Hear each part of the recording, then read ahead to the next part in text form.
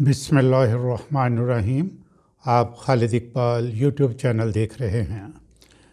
ناظرین، اس وقت پوری دنیا کے اندر جو انتہائی اہم ٹاپک ہے وہ جنگ ہے جس کا نام ٹیرف ہے، اور وہ صدر ٹرمپ نے چھیڑی ہے۔ یہ کوئی معمولی سی جنگ نہیں، یہ اکنامک وار ہے جو دنیا کے ہر شخص کو ہٹ کرے گی کسی نہ کسی طریقے سے۔ اس کے بارے میں کچھ ضروری امپورٹنٹ باتیں آپ کو بتانا چاہتا ہوں تاکہ سمجھ سکیں کہ یہ کیا کچھ ہو رہا ہے۔ ناظرین، ٹرمپ کہتا ہے کہ وہ امریکہ کو ڈیولپ کرنا چاہتا ہے۔ اگر اوورآل ڈیولپمنٹ میں پہلا سٹیپ دیکھا جائے تو وہ اکانومی کو مضبوط کرنا ہوتا ہے۔ ٹرمپ خود بھی کہہ چکا ہے کہ امریکہ کی اکانومی کوئی بہت سٹرونگ اکانومی نہیں ہے۔ موجودہ صورتحال ایک دن میں پیدا نہیں ہوئی، اس میں چین کی ویژن، لانگ ٹرم اسٹریٹجی اور شبانہ روز محنت شامل ہے۔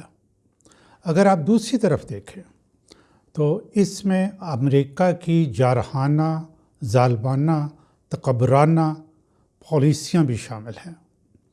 50 سال بعد امریکہ کو خیال آیا کہ جنگ و جدل، لوٹ کھسوٹ، اسلحہ بنانا اور اس کی تجارت امریکہ کو چین سے پیچھے چھوڑ گئی ہے، اور چین کا اکانومی کا ہتھیار چین کو پوری دنیا میں آگے لے گیا ہے۔ ٹرمپ کے ٹیرف کے پینترے کام نہیں آئیں گے، اور آخر کار یہ فیصلہ میز پر بیٹھ کر ہوگا۔ اکانومی کی جنگ کے ڈائنامکس کو سمجھنے کے لیے حالات کا انالیسس کرتے ہیں اور یہ جاننے کی کوشش کرتے ہیں کہ کس کے پاس کیا آپشنس ہیں۔ ناظرین، ٹریڈنگ اس جنگ میں لوگوں کا رویہ بہت اہم ہے۔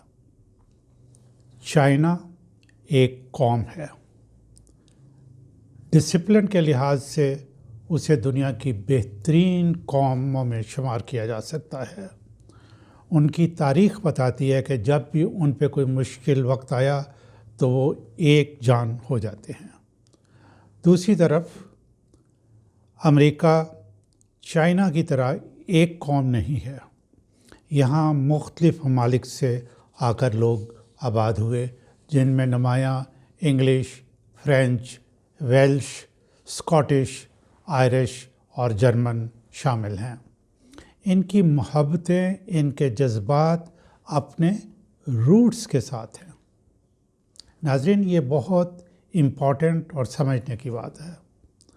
جب امریکہ نے کچھ ترقی کی تو ساری دنیا سے لوگ آ کر امریکہ میں آباد ہونا شروع ہو گئے۔ یوں میری زمین، میری دھرتی والا پیار ان لوگوں میں نہیں ہے۔ امریکہ نے سائنس کے میدان میں بہت کام کیا، ایٹم بم، اسلحہ، چاند پر جانا، میڈیسن کے فیلڈ میں بہت ترقی کی۔ یہاں بظاہر تو جمہوریت نظر آتی ہے، یعنی وائٹ ہاؤس میں بیٹھا صدر عنان حکومت چلا رہا ہے، لیکن حقیقت میں ایسا نہیں۔ یہاں پینٹاگون کی حکومت رہی ہے۔ پچھلے 50 سالوں کے واقعات کا آپ تجزیہ کر لیں، آپ اس نتیجہ پر پہنچیں گے کہ امریکہ ہوس کا پجاری ہے۔ وہ ساری دنیا کو کنٹرول کرنا چاہتا ہے۔ اس کے لیے دنیا کے مختلف ممالک میں مختلف طریقوں سے شورش برپا کیا، حکومتیں بنائیں، گرائیں، کسی جگہ پر جنگ کروائی، اپنا اسلحہ بیچا، پھر ان تباہ حال ممالک کو ڈیولپ کرنے کے لیے اپنے لوگوں کو ٹھیکے دیے اور وہاں کے مختلف ریسورسز پر قبضہ کیا بہت مختلف طریقوں سے۔ دنیا کے مختلف ممالک میں امریکہ نے فوجی اڈے قائم کر رکھے ہیں جن پر سالانہ اربوں ڈالرز خرچ ہوتے ہیں۔ اس پالیسی کی وجہ سے پینٹاگون بڑی آسانی سے وائٹ ہاؤس پر غالب رہا۔ ٹرمپ امریکہ کا پہلا صدر ہے جس نے کئی دہائیوں سے رائج پالیسی کو ختم کرنے کا بیڑا اٹھایا ہے۔ ایک تو اس نے نو وار کا نعرہ لگایا ہے، دوسری طرف اس نے امریکہ کو ڈیولپ کرنے کا بیڑا اٹھایا ہے۔ ناظرین، میں نے انتہائی مختصر الفاظ میں آپ کو امریکہ کے ماضی کی صرف ہیڈ لائنز بتائی ہیں۔ دوسری طرف چین نے امریکہ سے بالکل مختلف اسٹریٹجی بنائی۔ اس کے پاس امیجیٹ، شارٹ ٹرم اور لانگ ٹرم پالیسیاں ہیں جن پر وہ بڑی مہارت سے کام کر رہا ہے۔ اس کے تمام پالیسیز جو ہیں ان کا محور اکنامک ڈیولپمنٹ ہے۔ چین نے یہ جان لیا کہ جس ملک کی اکانومی مضبوط ہوگی وہی دنیا پر راج کرے گا۔ آپ دیکھیں فال آف رشیا کیسے ہوا، وہ اکانومی ان کی بیٹھ گئی تھی، ورنہ رشیا کے پاس اسلحہ، فوج، ایٹم بم بہت کچھ تھا۔ چائنا کو یہ بات سمجھ آ گئی کہ اکانومی مضبوط ہونی چاہیے۔ یہ ایڈوائس چین نے پاکستان کو بار بار دی ہے کہ اگر آپ گرو کرنا چاہتے ہیں، ڈیولپ کرنا چاہتے ہیں تو اپنی اکانومی کو ڈیولپ کریں۔ بہرحال چائنا سے 50-55 سال پہلے اپنے آپ کو کلوزڈ ملک بنا لیا۔ آبادی زیادہ تھی تو اس نے چائنا میں کہہ دیا کہ بچہ صرف ایک پیدا کرے۔ خود اس نے ہر شعبہ میں ریسرچ شروع کر دی، بچوں کے کھلونوں سے لے کر فون، کمپیوٹر، جہاز، ادویات، یو نیم، ہر شعبہ میں انہوں نے ریسرچ کی۔ چائنا نے خود بھی ریسرچ کی اور دوسرے ممالک نے جو ریسرچ کی ہوئی ہے اس سے بھی پورا فائدہ اٹھایا۔ مثال میں آپ کو دیتا ہوں، جاپان، جرمنی وغیرہ کی ہر قسم کی جو پروڈکٹ ہے اس کی کوالٹی بہت اعلیٰ تھی اور اعلیٰ ہے۔ ایک بات اہم ہے کہ اعلیٰ کوالٹی کی وجہ سے ان کی پروڈکٹ کی قیمت بھی زیادہ تھی۔ جاپان کی مثال لیں، جاپان ریسرچ کی وجہ سے اپنی پروڈکٹس کی ٹیکنالوجی کو بہتر سے بہتر کرتا جا رہا تھا، خواہ وہ گاڑی ہو، گھڑی ہو یا کچن میں استعمال کرنے والے اپلائنسز ہوں۔ ایک وقت آیا کہ جاپان نے ان تمام پروڈکٹس کو بنانے والی مشینوں کو مزید جدید کرنے کے لیے ان پرانی مشینوں کو ڈسکارڈ کر دیا۔ تو چین نے کیا کیا؟ جاپان پہنچ گیا اور وہاں سے تمام مشینیں وہاں خرید لایا، خود سے انہوں نے وہاں سے مشینیں ڈسمینٹل کی اور شپ کر کے چائنا میں لے آئے۔ یورپین ممالک اور جاپان میں بننے والی پروڈکٹس مہنگی ہونے کی ایک بڑی وجہ یہ بھی ہے کہ ان ملکوں میں لیبر بہت مہنگی ہے۔ ان ممالک نے سستی لیبر حاصل کرنے کے لیے اپنی فیکٹریاں ملیشیا اور چین میں لگانا شروع کری۔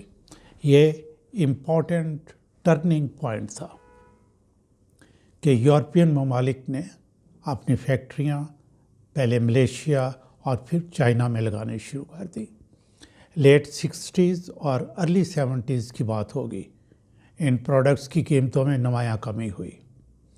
چین 360 ڈگری اسٹریٹجی پر کام کر رہا تھا۔ اس نے پہلے اسکلڈ ورکرز تیار کیے اور ہر طرح کی پروڈکٹ بنانا شروع کر دی جس کی قیمتیں دنیا کے تمام ممالک میں بننے والی پروڈکٹ سے کم تھیں۔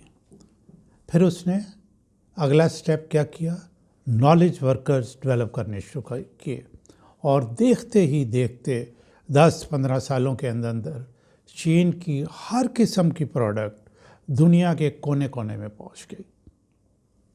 شروع میں ان پروڈکٹس کی کوالٹی اتنی اچھی نہیں تھی، لیکن وقت گزرنے کے ساتھ ساتھ چین نے بہت امپروو کر لیا اور ایک ہی پروڈکٹ کی مختلف کوالٹیز ساری دنیا کی مارکیٹ میں بھیج دی۔ یہ کیا کیا اس نے؟ ہر انکم گروپ والے لوگوں کو اس نے ٹارگٹ کیا۔ میں ایک سرکاری وفد کو چائنا اور تائیوان کے اسٹڈی ٹور میں لیڈ کر رہا تھا۔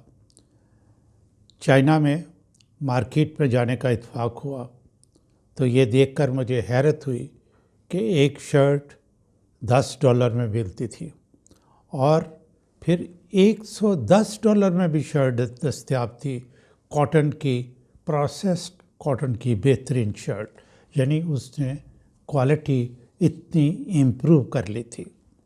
اس وقت یورپین ممالک کا صنعت کار مہنگی یورپین لیبر سے بہت پریشان تھا۔ ہر برانڈ نے اپنی فیکٹری چائنا میں لگانی شروع کر دی۔ چائنا کی گورنمنٹ نے کیا کیا؟ کمال عقل مندی سے انہیں نہ صرف ہر طرح کی فیسلٹی دی بلکہ بہترین ڈسپلنڈ اور ٹرینڈ لیبر بھی مہیا کی۔ اس صورتحال کے بعد چائنا نے اپنے آپ کو اوپن کرنا شروع کیا اور اپنے بچوں کو پڑھنے کے لیے امریکہ اور برطانیہ بھیجنا شروع کر دیا۔ زیادہ تر نوجوانوں کو انگلش پڑھنے کے لیے بھیجا۔ دوسری طرف چائنا کے اندر بھی انگلش سکھانے کے لیے بے شمار مراکز یا اسکول کھولنے شروع کر دیے، کیونکہ چائنا دیکھ رہا تھا کہ مستقبل میں آن لائن تجارت کے لیے انگلش آنا بہت ضروری ہے۔ ایک وقت تھا کہ پوری دنیا میں جو فورن اسٹوڈنٹس تھے، سب سے زیادہ تعداد چائنا کے لوگوں کی تھی۔ یہاں سے چائنا ایک اور قدم آگے بڑھا اور اس نے مختلف ممالک میں نہ صرف انویسٹمنٹس کرنا شروع کی بلکہ ان ممالک کو قرضے بھی دینا شروع کر دیے۔ چائنا نے صرف اپنی پروڈکٹس پر انحصار نہیں کیا بلکہ دوسرے ممالک سے تعلقات استوار کرنے کے لیے اکانومی کے ہتھیار کو استعمال کیا۔ اس وقت ایران اور افغانستان سے مختلف پروجیکٹ پر بات ہو رہی ہے۔ میں پاکستان کی بات نہیں کروں گا کیونکہ اس کے لیے ایک علیحدہ ویڈیو درکار ہے، کیونکہ پاکستان کے بارے میں بات کرنے کے لیے اس ایشو پر بات کرنا ضروری ہے کہ کس طرح امریکہ نے دخل اندازی کر کے چین کو پاکستان میں کام کرنے سے روکا ہوا ہے اور پاکستان کی کیا کیا کمزوریاں ہیں۔ اس لیے اس سبجیکٹ کو میں اس ویڈیو میں ٹچ نہیں کرتا۔ ناظرین، میں نے ابھی آپ کو تھوڑا سا بتایا کہ امریکہ کے مقابلے میں چین کی کیا پوزیشن ہے۔ میرا انالیسز ہے کہ ٹرمپ کی تمام پلاننگز اور اسیسمنٹس غلط ثابت ہوں گی۔ اس کی بڑی وجہ یہ ہے، جیسے میں نے ابھی ذکر کیا، کہ بہت سے یورپین ممالک کا انٹرسٹ چین کے ساتھ جڑا ہوا ہے۔ دوسرا، چین کے ہاتھ میں بہت پتے ہیں جو اس نے ابھی شو بھی نہیں کی ہے۔ چین کی پروڈکٹس کی قیمتوں کا امریکہ مقابلہ نہیں کر سکتا۔ ہاں، ایک اور بات بہت اہم ہے، چین نے بہت امریکن ڈالر جمع کر رکھے ہیں۔ اس وقت اس کے پاس 3.240 کھرب یعنی ٹریلین ڈالرز موجود ہیں، جو دنیا کے کسی بھی ملک سے زیادہ ہیں۔ اس کے علاوہ چین کے پاس 2300 ٹن سونا موجود ہے۔ ناظرین، یہ جو فگر میں آپ کو بتا رہا ہوں یہ آفیشیل فگر ہے۔ ماہرین کا خیال ہے کہ چین کے پاس 4000 ٹن سونے کے ذخائر ہیں۔ ٹرمپ کی خواہش، میں جو انالیسس کرتا ہوں اور جس طریقے سے میں اس سچویشن کو دیکھتا ہوں، ٹرمپ کی خواہش اگر امریکہ کو دیکھا جائے تو بری نہیں۔ وہ امریکہ کو ڈیولپ کرنا چاہتا ہے۔ امریکہ پر 36.21 ٹریلین ڈالر کا قرضہ بھی ہے۔ یہ بھی ڈیولپمنٹ کی راہ میں حائل ہے، لیکن اس کی ٹیرف والی پالیسی کامیاب نہیں ہوگی۔ اس نے پہلے مختلف ممالک پر ٹیرف لگایا اور پھر چین کے علاوہ تمام ملکوں پر 90 دن کے لیے ٹیرف کو روک دیا۔ ٹرمپ یا اس کا کوئی ماہر یقینی طور پر نتائج کو پریڈکٹ نہیں کر سکتا، اور انفیکٹ کوئی بھی نہیں کر سکتا، کیوں کہ اثر حالات کسی کو بھی معلوم نہیں ہے۔ یہ جو سچویشن سامنے ہے، جو ڈیٹا ہے، میں اس کو سامنے رکھ کے انالیسس آپ کے سامنے پیش کر رہا ہوں۔ اس لیے فی الحال ٹرمپ نے صرف چین پر 125% ٹیرف لگایا ہے۔ ناظرین، میں بتاتا چلوں کہ ٹیرف کی پالیسی ہے کیا، یہ جسٹ آپ کی انفارمیشن کے لیے۔ مثلاً چین کوئی ایک پروڈکٹ لے لیتے ہیں کہ جوس میکر ہے، جوس بنانے والی مشین ہے، اس کی قیمت جو ہے $100 ہے۔ چائنا جو ہے وہ امریکہ کو ایکسپورٹ کرتا ہے، جب وہ امریکہ میں پہنچتی ہے تو 125% جب اس پہ ٹیرف لگتا ہے، ٹیرف ڈیوٹی کہہ لیں، اس کو کسٹم ٹیکس کہہ لیں، کچھ بھی کہہ لیں، تو اس کی قیمت $225 ہو جاتی ہے۔ اور اگر امریکہ میں اپنا جو جوس بنانے والی مشین ہے اسی اسپیسیفکیشنز کے ساتھ وہ سمجھیں کہ $175 کی مل رہی ہے۔ پہلی صورت میں یہ ہے کہ اگر ڈیوٹی نہ ہو تو $100 کی چائنا کی پروڈکٹ جو ہے وہ ہر کوئی خریدے گا، لیکن جب اس کی قیمت $225 ہو جائے گی تو ظاہر ہے کہ پھر جو بھی خریدے گا وہ کم قیمت والی امریکہ میں بنی ہوئی پروڈکٹ خریدے گا۔ چین نے بھی امریکہ پر 125% ٹیرف لگا دیا ہے۔ اس کو کہتے ہیں ٹٹ فار ٹیٹ۔ یہ مسئلہ ٹیبل پر حل ہوگا۔ چین نے دوسرے ممالک کی طرح امریکہ کے آگے جھکنا نہیں ہے۔ چائنا کی بیس بہت ہی مضبوط ہے، سب سے بڑھ کر وہ بڑی ڈسپلنڈ قوم ہے۔ اگر ان کے پاس یہ وقت آیا کہ ایک سلائس صبح اور ایک شام کو کھانا ہے اور 2 چائے کے کپ پینے ہیں تو اس میں گزارا کرے گی، لیکن ہار نہیں مانے گی، جبکہ امریکہ میں ایسا نہیں ہوگا۔ اس کے پاس ساری دنیا کے جو ممالک ہیں اس کی آپشنز موجود ہیں، وہ قیمتیں مزید کم کر کے دوسرے ممالک میں بھیجے گا اور ان کو طرح طرح کے انسینٹیوز دے گا، وہ وہاں انویسٹ کرے گا۔ جبکہ جو امریکہ ہے، سب سے پہلے تو اس نے مختلف ممالک میں جو پیسے دیے جا رہے تھے، مثلا USAID کے، اس نے وہ تمام بند کیے ہوئے ہیں۔ تو دونوں ملکوں کی اسٹریٹجیز جو ہیں وہ اپوزٹ چل رہی ہیں۔ یورپین ممالک میرے تجزیہ کے مطابق امریکہ کا ساتھ نہیں دیں گے۔ اس کی 2 وجوہات ہیں، اور بہت سے ایشوز پر ٹرمپ یورپین ممالک کے ساتھ اختلافات کھڑے کر چکا ہے۔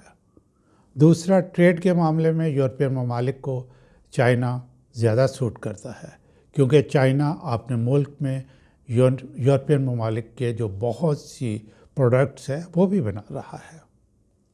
یورپین ممالک اس لیے بھی چائنا کا ساتھ دیں گے کیونکہ چائنا نیگوسیشنز میں سافٹ ہے۔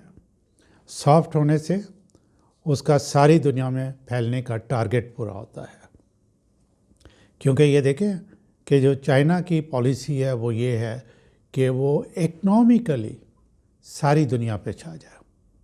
اس لیے جب بھی وہ ٹریڈ میں یا اکنامک ایشوز پہ بات چیت کرتا ہے تو وہ سخت شرائط نہیں رکھتا اور ذرا سافٹ رہتا ہے۔ دوسرا، چائنا کے لیے کوئی دن کوئی رات نہیں، وہاں 24 گھنٹے لوگ کام کرتے ہیں۔ ناظرین، میری یہ ویڈیو ذرا لمبی ہو گئی۔ آخری بات، ٹرمپ کی ٹیرف مہم نے ساری دنیا کی اسٹاک مارکیٹ کو تلپٹ کر کے رکھ دیا ہے۔ روز اخباروں میں پڑھ رہا ہوں کہ لوگوں کے اربوں ڈالر ڈوب گئے۔ یہ اسٹاک مارکیٹ بھی ایک بہت بڑا فراڈ ہے جس کے کوئی بزنس ایتھکس نہیں، یہ جوئے کی طرح ہے۔ ٹیرف اور اسٹاک مارکیٹ میں جو کچھ بھی ہو رہا ہے، اس کا بوجھ یا منفی اثر دنیا بھر کے عام آدمی پر بھی پڑ رہا ہے۔ چھوٹے ملک بہت پریشان ہے۔ سنگاپور کے وزیر اعظم اگلے دن اپنی اسمبلی میں تقریر کر رہے تھے اور اس خدشات اور پریشانی کا اظہار کر رہے تھے۔